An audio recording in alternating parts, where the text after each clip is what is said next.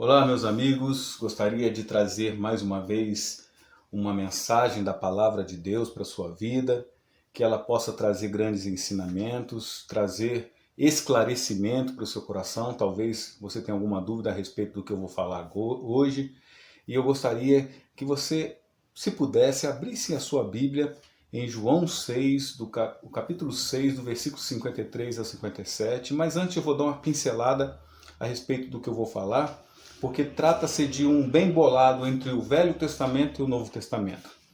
Todos nós sabemos que está próximo da Páscoa, e a Páscoa no Velho Testamento significava a libertação do povo que viveu 400 anos escravizado no Egito, a qual Deus mandou aquelas 10 pragas, e o faraó, com seu coração endurecido, continuava escravizando e não libertando o povo de Israel, este povo que clamava, que intercedia, pedia pelas pessoas, pelos judeus daquela época, por causa do sofrimento que estavam sofrendo por causa do faraó do Egito. Aí Deus vem através da figura de Moisés e determina e estabelece a Páscoa, e a Páscoa significa passagem. E o que significa isso? Que era a passagem do anjo da morte, que traria, quanto ele passaria pelo arraial de todo o Egito e o arraial dos judeus, e aqueles que tivessem nas suas portas a marca do sangue do cordeiro, ele passaria e não mataria o primogênito da família. E as famílias que não tinham a marca do cordeiro, infelizmente, naquela época, muitas famílias choraram, principalmente as famílias do Egito, né? Porque não tiveram a marca do cordeiro no umbral das portas. E depois disso, passou a ser uma festa judaica a Páscoa. E nessa época, no Novo Testamento, Jesus Cristo vem e estabelece o novo pacto, que é a nova Páscoa, na qual esse texto eu vou estar lendo agora para vocês, que se encontra em João 6, versículo 53 ao 57, que diz assim: Disse-lhe Jesus, em verdade vos digo, se não comerdes a carne do Filho do Homem e não beberdes o seu sangue, não tereis vida em vós mesmo. Quem come a minha carne e bebe o meu sangue tem a vida eterna, e eu o ressuscitarei no último dia. Porque a minha carne verdadeiramente é comida e o meu sangue verdadeiramente é bebida. Quem come a minha carne e bebe o meu sangue permanece em mim e eu nele. Assim como o Pai que vive e enviou e eu vivo pelo Pai, assim quem de mim se alimenta também viverá por mim. Uma palavra abençoada, maravilhosa, que vem instituir hoje o Senhor Jesus para a sua vida também.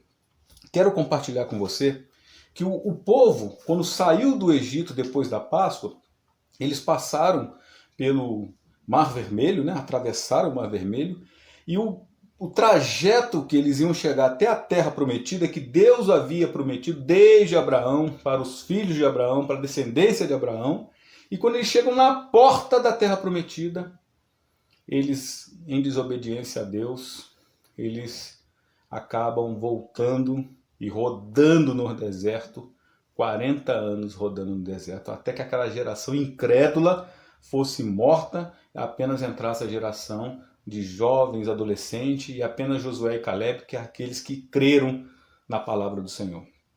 Então hoje, meu querido, eles viveram uma situação muito diferenciada lá no deserto, porque o povo vivia reclamando, vivia lamentando. Deus abençoava a vida dele reclamando. Por isso que eu quero dizer hoje também para você, para a sua vida, meu jovem, meu querido, minha querida, para você parar de reclamar. Para de reclamar um pouco da sua vida, porque Deus abomina. Isso é uma coisa que aborrece a Deus. Uma pessoa que Deus está dando as coisas, está dando dádivas, benefícios, e a pessoa continua reclamando. O povo reclamava de comida, Deus dava comida. O povo reclamava de sede, Deus abria água na rocha e dava de beber aquele povo. Deus era tão cuidadoso que preparou uma nuvem de fumaça para que o sol não queimasse aquele povo que caminhava pelo deserto. E à noite, essa mesma nuvem se transformava numa coluna de fogo para que aquecesse, porque no deserto a noite passa de 0 graus.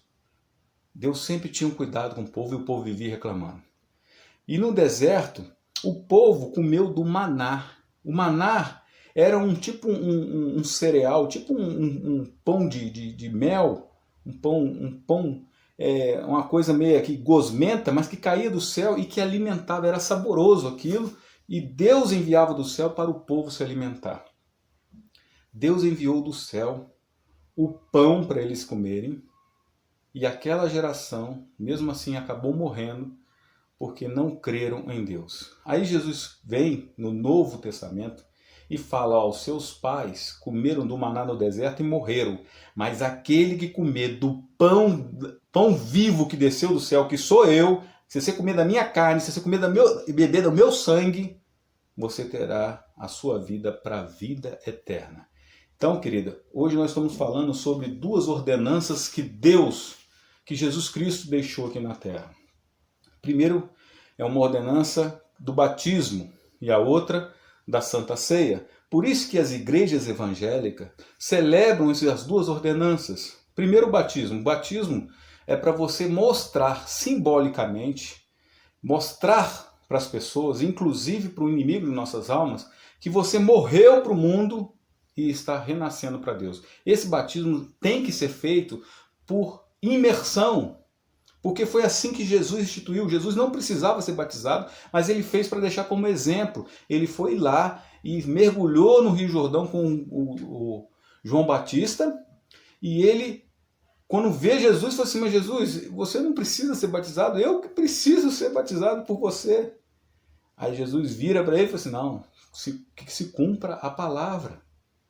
Porque João Batista, quando viu Jesus Cristo, falou assim, eis o Cordeiro que tira o pecado do mundo. Ele não precisava ser batizado, ele era o próprio Deus. Mas ele instituiu o batismo para deixar como exemplo. Veja bem que você não vai ver na Bíblia, pode aí procurar a sua Bíblia do início ao fim, se tem alguma criança sendo batizada. Não tem, querido. Não tem criança sendo batizada, não tem pessoa sendo batizada por aspersão, que é aquela aguinha que joga na testa. Não tem isso. O batismo, que significa inclusive mergulho, e em outras traduções vai dizer morte, né? Você está morrendo, mergulho, morte, então quer dizer o quê? Que você precisa deitar nas águas, para que quando você ressurgir de novo, você está mostrando para o mundo que você reviveu para Deus. E a segunda ordenança que Deus deixou, que Jesus Cristo deixou, foi a Santa Ceia, para nós nos lembrarmos do sacrifício dele na cruz do Calvário. Veja bem que hoje as pessoas conhecem a história de Jesus Cristo e mesmo assim não seguem. Muitas delas não se lembram mais de Jesus. Por isso que Jesus deixou essas duas ordenanças, para nós nunca nos esquecermos do sacrifício dele, deste homem que dividiu a história. A história hoje na humanidade, que é ensinada nas escolas, ela se divide entre o antes e o depois de Jesus Cristo. Porque Jesus Cristo foi a grande referência da humanidade. É o grande líder, é o centro de toda a espiritualidade que existe no mundo. Porque não existe outro que morreu por você, em que você possa ir numa sepultura e ver os ossos. Você vai ver ossos de Buda, vai ver os ossos de Maomé, vai ver os ossos de grandes líderes religiosos que muitas pessoas seguem, mas de Jesus Cristo você não vai ver, querido. Sabe por quê? Porque ele é real. Ele é o único Deus vivo e poderoso que morreu verdadeiramente pelos seus pecados. Foi o único que tinha condições de pagar pelos seus pecados. Os outros não. Então, querido, a Bíblia vem nos ensinar essas duas ordenanças e por que crianças não podem ser batizadas e nem participar da ceia. Se você for analisar, por exemplo, em 1 Coríntios 11, 28, quando o apóstolo Paulo fala para a igreja de Coríntios, ele fala assim, examinai, pois, o homem a si mesmo e coma do pão e beba do cálice. Quando o apóstolo Paulo fala isso, examinai, pois, o homem a si mesmo, ele está querendo mostrar para nós mesmos que nós devíamos fazer uma introspecção daquilo que nós estamos fazendo com as nossas vidas e discernir se estamos no caminho certo ou no caminho errado. Você acha que uma criança tem condições de bater no peito e dizer que sabe o que é o caminho? Você acha que uma criança, quando está querendo ser batizada, ela sabe o que é certo e o que é errado? Você acha que uma criança tem condições de dizer se ela está em pecado ou não? Por isso que Jesus Cristo, quando instituiu o batismo e instituiu a Santa Ceia, ele fez isso nas presenças de adulto. Você pode ensinar a criança, é um dever dos pais de toda a igreja ensinar as crianças que elas precisam ver esses atos simbólicos, essas ordenanças, e aprender com isso, mas participar ainda não é o momento delas.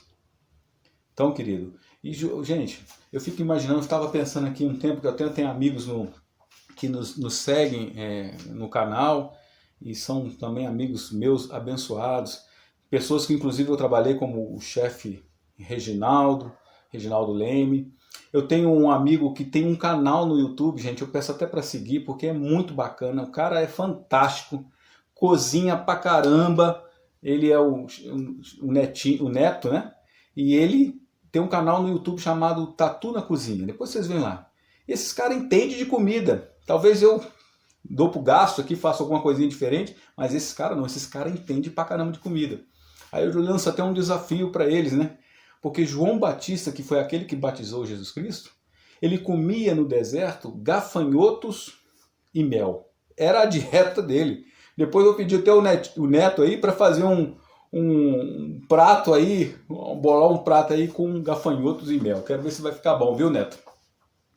E me fez lembrar, rapaz, essa situação de uma época que eu morei com meu pai, eu trabalhava na roça, e naquela época eu não tinha carro, estava começando um projeto na lavanderia industrial onde eu trabalhei por muito tempo lá, e eu saí da minha casa muito longe de bicicleta. E um belo dia eu falei pro meu pai, que meu pai morava lá na roça, né? Ele apenas cedeu o espaço lá para eu poder trabalhar. Eu falei, meu pai, prepara um almoço hoje, se você puder, porque eu não estou querendo ir em casa não, que é muito longe. Ele falou, não, deixa comigo que eu vou preparar. Beleza. Meu pai foi, preparou o almoço e tudo, sentamos na mesa, somente eu e ele. E para mim aquilo era uma satisfação, porque eu lembro com saudade da época em que eu vivi esse momento com meu pai. Meu pai preparou lá uma salada, um arroz e uma carne, um picadinho de carne, e estava realmente muito saboroso. E na hora de eu comer a salada, eu virei para meu pai e falei assim, pai, por acaso você lavou esse alface? Ele virou para mim e falou assim, claro, lavei folha por folha. Aí eu falei, tem certeza, pai? Eu falei, sim. Eu falei, não, porque eu estou vendo aqui na metade do meu garfo, metade de uma lagarta. A outra metade está onde? Eu devo ter comido, pai. E ele começou a rir, falando assim, não, mas, poxa, aí você tem que dar um desconto, a lagarta é verde. Eu falei, tá bom, pai, até que não tá ruim não, até que tá saborosa. Eu comi aquilo, rapaz, eu cocei a cabeça e falei assim, meu Deus do céu, eu nunca me imaginei passar por isso. Aí continuei comendo a salada. Quando eu fui ver, rapaz, na salada tinha uma joaninha, aquela de vermelho, preto e vermelha. Eu falei, pai, você tá de brincadeira comigo, você não lavou essa salada não. Naquele momento ali eu vi uma gargalhada tão gostosa do meu pai, como poucas vezes eu vi. Porque ele realmente não tinha lavado as hortaliças, mas era costume dele na roça de comer tudo do pé e nem lavava direito. Meu pai era muito forte, se alimentava muito bem. Talvez ele não lavava as hortaliças, mas ele se alimentava muito bem. Aí eu falei assim, poxa rapaz, tá de brincadeira comigo? Falei, aí, ó, e ele tinha o costume de fazer, essa é boa para você também, Neto. Ele tinha o costume de fazer sucos, misturar várias frutas, vários elementos e pedia para que eu descobrisse quais os elementos que ele tinha usado naquele suco. E um belo dia ele botou lá um copo lá e eu falei assim, rapaz, nesse suco aqui, tomei, esse suco aqui tem banana, tem laranja, estou sentindo gosto de beterraba, ele misturava muitas coisas. E ele falou assim, você tá bem, está acertando tudo. Eu falei assim, aí falei o que tinha nos ingredientes e falei assim, tem aveia. Ele, aveia? Aveia, eu tô sentindo aqui na boca aveia. E aqui eu olhei pro copo, tem aveia sim, porque tá uns pontinhos aqui meio preto. Ele, não botei aveia não. Quando eu fui ver, rapaz, era formiga. Tinha tomado um suco e o suco tinha formiga. Meu pai riu de novo, mas foram bons momentos ali que eu passei ali com meu pai. Então, assim como João Batista comia do gafanhoto, comia do mel, e um dia também inconsequentemente eu comi das coisas naturais que meu pai fazia.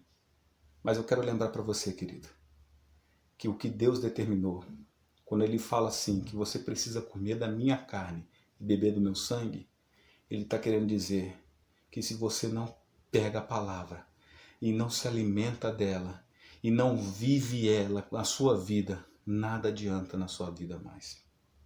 Você precisa mastigar essa palavra, ingerir ela no seu corpo, colocar ela na sua mente, incutir no seu coração, comer e beber do sangue. E todas as vezes que você puder, participar da Santa Ceia, porque vai lembrar o sacrifício remidor de Jesus Cristo na cruz do Calvário. Foi isso que Jesus estabeleceu, para que nós pudéssemos, nos dias de hoje, até mesmo na área culinária, perceber que Jesus era o pão do céu, pão vivo que desceu do céu, para alimentar a nossa espiritualidade, livrar-nos do pecado e da direção que os nossos passos estavam nos levando para a morte. Que essa palavra poderosa, firme, precisa entrar no seu coração, querido. Você precisa comer, beber e viver o Cristo ressurreto que morreu por você na cruz do Calvário. Deus te abençoe, em nome de Jesus.